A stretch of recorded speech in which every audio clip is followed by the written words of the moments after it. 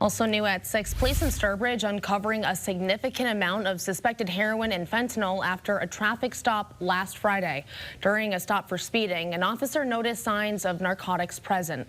A search of the car revealed drug paraphernalia and 150 bags, you can see all of them there on your screen, of suspected heroin hidden in a car wash mid.